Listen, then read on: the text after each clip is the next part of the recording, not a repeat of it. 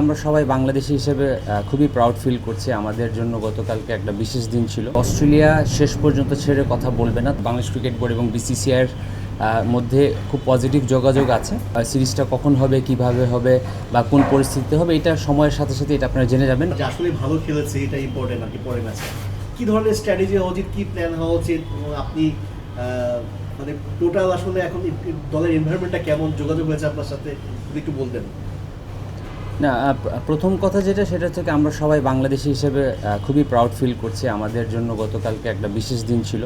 বিশেষ করে আমরা যারা ক্রিকেটের সাথে রিলেটেড আগে খেলেছি বা কাজ করছি, বা আপনারাও যারা আছেন সাংবাদিকতা করছেন, আমি 100% শিওর হয়ে বলতে পারি যে সবাই খুবই খুশি হয়েছে, সবাই খুবই আবেগতাড়িত হয়েছে এবং আমি বিশ্বাস করি এটা পুরো জাতিকে ইন্সপায়ার করেছে।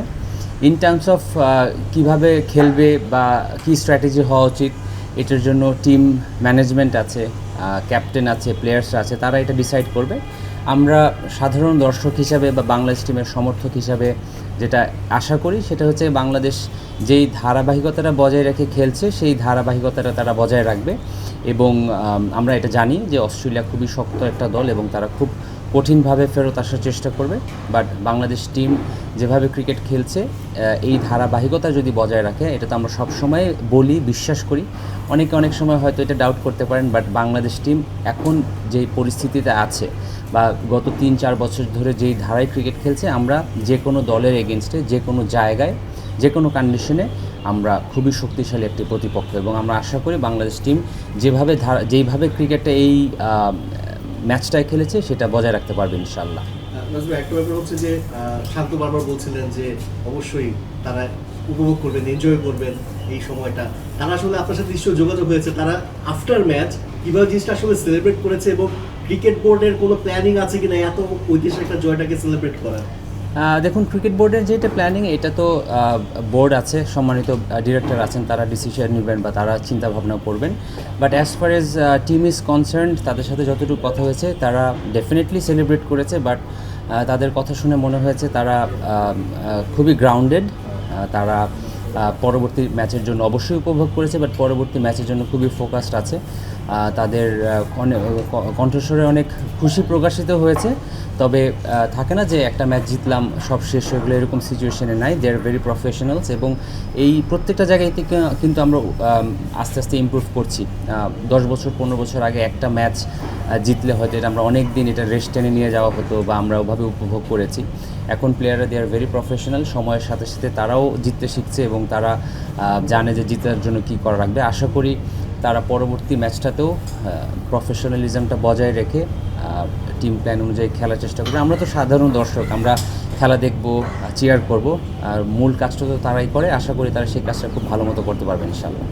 হাফিজ ভাই, 6-এর ফতুল্লা টেস্টে আপনি ছিলেন, আমরা ওই ম্যাচে অনেক ভালো সিচুয়েশন ছিলাম, ওই ম্যাচেও যথাসত্য দেখছিলাম, আলটিমেটলি হয়নি।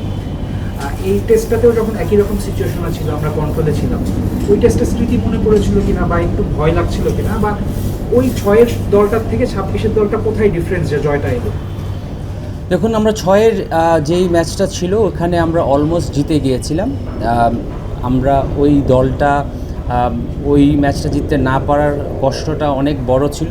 তবে 26-এর দলটা এখন মাঝখানে 20 বছর পার হয়েছে, আমরা এখন রেগুলার টেস্ট ম্যাচ জিতছি। আমাদের প্লেয়ারদের পারফরমেন্সের গ্রাফটা উন্নতি হয়েছে, আমাদের প্লেয়ারদের দলগত পারফরমেন্সটা উন্নতি হয়েছে। একটা জিনিসই খালি দর্শক হিসাবে যেটা মনে হচ্ছিল যে অস্ট্রেলিয়া শেষ পর্যন্ত ছেড়ে কথা বলবে না, তারা যে কোনো সময় কামব্যাক করার চেষ্টা করবে এবং করার চেষ্টা তাদের রক্তের মধ্যে সেই জিনিসটা আছে। বাট যেভাবে বাংলাদেশ টিম তাদের নার্ভ ঠান্ডা রেখে টিমের প্ল্যান অনুযায়ী ঠান্ডা মাথায় ক্রিকেটটা খেলেছে এবং শেষ পর্যন্ত জয়টা নিয়ে আসতে পেরেছে, এইটা ওয়াজ আউটস্ট্যান্ডিং। এবং দেখুন, মানুষ উন্নতি করে। এখনকার যেই দল রেগুলার টেস্ট ম্যাচ জিতছে, যেমন আমি আমার ব্যক্তিগত কথা বলি, আমার 9 বছরের ইন্টারন্যাশনাল ক্যারিয়ারে আমি কোনো টেস্ট ম্যাচ জিততে পারিনি, এই আক্ষেপতা আমার আছে। বাট এখন দলকে যেটা দেখি তারা রেগুলার ম্যাচ জিতছে, বিভিন্ন কন্ডিশনে জিতছে, এটা খুবই ইন্সপায়ারিং। এবং একজন সাবেক ক্রিকেটার হিসাবে বা দর্শক হিসেবে আমি যেটা মনে করি, আমরা যত টেস্ট ম্যাচ ভালো খেলবো আমাদের ওভারঅল ক্রিকেটের গ্রাফটা তত দ্রুত উপরের দিকে যাবে ইনশাআল্লাহ। যেটা বললেন যে ছাড় দেওয়া অস্ট্রেলিয়ানদের রক্তে নাই, ফার্স্ট ম্যাচেও আমরা দেখলাম যে ওরা একটু হতাশ হয়ে গেছিল এবং বাংলাদেশের সাথে একটু প্লেয়ারদের সাথে মুখ দিয়ে কথা চালাচালি করছিল। সেকেন্ড ম্যাচে কি আমরা আরও হস্টাইল সিচুয়েশন এক্সপেক্ট করতে পারি? দেখুন, ইটস ইন্টারন্যাশনাল ক্রিকেট, কোনো দেশই হারতে চায় না, এবং অস্ট্রেলিয়া এখনও টেস্টের 1 নম্বর র্যাঙ্কিংয়ের দল এবং টেস্ট ইতিহাসের অন্যতম সফল দলের একটি। তারা অবশ্যই সেকেন্ড ম্যাচে খুব শক্তভাবে কামব্যাক করার চেষ্টা করবে, আর তারা যেহেতু তাদের হোম কন্ডিশনে খেলছে, ডেফিনেটলি তারা আরও অনেক বেশি উজ্জীবিত হবে, আমরা এটা এক্সপেক্ট করতেই পারি। নাফিস ভাই, তানজিদ তামিমকে নিয়ে আপনি ব্যক্তিগত কাজ করেছেন, অভিষেকটা কেমন ছিল? অভিষেক ম্যাচে সেঞ্চুরি করেছেন, একটু মানে উনি তো নর্মালি পাওয়ার হিটিং করে খেলে, ওই ম্যাচটাতে দেখা গেছে যে ধৈর্য ধরে ব্যাটিং করেছে, কেমন ছিল অভিষেকটা? প্রথমত বাংলাদেশ সিলেকশন প্যানেলকে একটা ধন্যবাদ জানাতে হবে যে তারা তানজিদ তামিমের উপর সেই ভরসাটা রেখেছেন এবং তানজিদ তামিম সেকেন্ড টেস্টে সেটার প্রতিদান দিয়েছে। দেখুন, বাংলাদেশ টিমে এখন যেই প্লেয়ারটাই খেলে, তানজিদ তামিম হোক বা অমিত হাসান হোক, যেই হোক না কেন, তারা তাদের যোগ্যতার দিয়ে টিমে খেলছে এবং তারা ইন্ডিভিজুয়াল ক্যাপাসিটিতে দলের পারফরমেন্স বা দলের অবস্থানের গতি প্রকৃতি চেঞ্জ করার ক্যাপাসিটি রাখে। প্রত্যেকটা ব্যাটসম্যানই আমরা যদি এই টেস্ট ম্যাচে দেখেছি, সবাই তার যার জায়গা থেকে 11টা প্লেয়ার কন্ট্রিবিউট করেছে। তো আশা করি তারা প্রত্যেকটা প্লেয়ার তাদের ধারাবাহিকতা বজায় রাখতে পারবেন ইনশাআল্লাহ। আরেকটা বিষয় ভাইয়া, মানে আপনি বলছিলেন যে স্টার কিংবা যারা রয়েছে তারা মানে শুরু থেকে শেষ পর্যন্ত বলের গতিটা মানে হাই ছিল।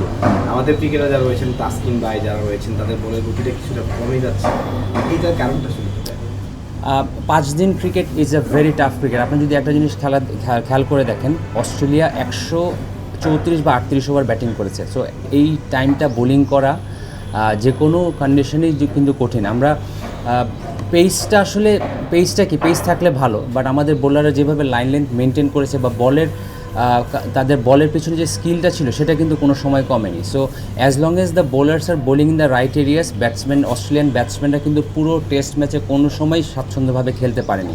সো পেস যখন লাগবে তখন থাকবে, যখন লাগবে না তখন বলের অফ দ্য পিচ মুভমেন্ট বা স্কিল যেটা আছে সেটা করবে। পেসটা খুব একটা ফ্যাক্টর না এই সেন্সে। যদি আমি অনেক পেসে বোলিং করি কিন্তু আমার লাইন যদি ঠিক না থাকে, আমার মনে হয় এর চেয়ে বেশি ইম্পর্ট্যান্ট হচ্ছে গিয়ে প্ল্যান টু প্ল্যান বোলিং করা, যেটা এবং ব্যাটসম্যান ওয়াইজ বোলিং করা, সেটা আমাদের বোলাররা যথেষ্ট ভালো করেছে। পেসটা তো এই টেস্ট ম্যাচের ফ্যাক্টর হয়ে দাঁড়ায়নি। Mitchell Starc was bowling 140+, but আমাদের ব্যাটসম্যানরা ভালো সেটা কোপ আপ করেছে। অন দ্য আদার হ্যান্ড আমাদের বোলাররা যেই পেসে বোলিং করেছে, সাথে বলে মুভমেন্ট ছিল, এরিয়াস ভালো ছিল, দ্যাট ইজ মোর ইম্পর্টেন্ট। মানে এই সিরিজটা নিয়ে একটু কথা বলতে চাই, তো ইন্ডিয়া সিরিজ নিয়ে একটু কথা বলতে চাই। গত প্রায় 3 সপ্তাহ ধরে আলোচনা চলছে যে তারা আসবে কি আসবে না। ইন্ডিয়ান ক্রিকেট বোর্ডের সাথে একটু যোগাযোগ করার চেষ্টা হয়েছে, আরও যেটা আসলে ইঙ্গিত দিচ্ছে যে হয়তোবা তারা এই সফরটা আসছে না। আফগানিস্তানের সাথে একটা সিরিজ খেলছে 13 তারিখ থেকে সেপ্টেম্বরে। তো আলটিমেটলি যেহেতু এটা আমাদের হোম সিরিজ, তা statement should be come from our side. তো একটু যদি বলেন যে এটা আসলে ভবিষ্যৎটা কি, মানে এটা কি তারা এবছর সফর করছে নাকি আলটিমেটলি আরেকবার স্থগিত হতে যাচ্ছে? দেখুন, ডেফিনেটলি এটা বাংলাদেশ ক্রিকেট বোর্ড তো আগেও ক্লিয়ার করেছে যে বাংলাদেশ ক্রিকেট বোর্ড এবং বিসিসিআইয়ের মধ্যে খুব পজিটিভ যোগাযোগ আছে। এটা ডিউ টাইমে এই সিরিজটা কখন হবে, কিভাবে হবে বা কোন পরিস্থিতিতে হবে, এটা সময়ের সাথে সাথে এটা আপনারা জেনে যাবেন। আমরা উই আর ভেরি পজিটিভ এবং বোর্ড হায়ার ম্যানেজমেন্টের সাথে ওদের হায়ার ম্যানেজমেন্টের রেগুলার কমিউনিকেশন হচ্ছে। So in due course we will inform you what's happening in the series ইনশাআল্লাহ। ভাই, WTCর ফাইনাল নিয়ে ক্যাপ্টেন বা বোর্ড প্রেসিডেন্ট কেউ কিছু বলতে যাচ্ছে না এখন, but mathematically it's very much possible. তো আমরা অ্যাজ ক্রিকেট বোর্ড ওইটাকে লক্ষ্য করতেছি কিনা, বা ওই ফাইনাল খেলাটা টু মেক দ্যাট হ্যাপেন কোনো স্পেশাল প্ল্যান কি আপনারা অ্যারেঞ্জ করতেছেন কিনা? দেখুন, ওয়ার্ল্ড টেস্ট চ্যাম্পিয়নশিপ একটা জটিল সমীকরণ। 2 বছর on the course of 2 years দুটো টিম ফাইনাল খেলে এবং রিয়েলিস্টিক্যালি এবং স্ট্যাটিস্টিক্যালি বাংলাদেশ ইজ আপ দেয়ার। এবং এখন যে ক্যালকুলেশনটা আছে, যে কোনো টিমের অনেকগুলো টিমই আছে যারা এখনও ভ্যালিড। সো আমার কাছে মনে হয় বাংলাদেশের টিম ম্যানেজমেন্ট বা ক্যাপ্টেন এটা খুব স্পষ্টভাবেই বলেছে যে আমরা ম্যাচ বাই ম্যাচ যেতে চাই, কারণ আমাদের এরপরে আরও আমাদের 7টা টেস্ট ম্যাচ বাকি আছে। সো এখন এটা নিয়ে চিন্তা না করে আমার সামনে যে প্রেজেন্টে যে টেস্ট ম্যাচটা আছে, ওই ম্যাচ বাই ম্যাচ যদি যাওয়া যায়, সমীকরণ আমরা গাণিতিক সমীকরণ জানি, যখন মিলার সেটা তখন মিলেই যাবে।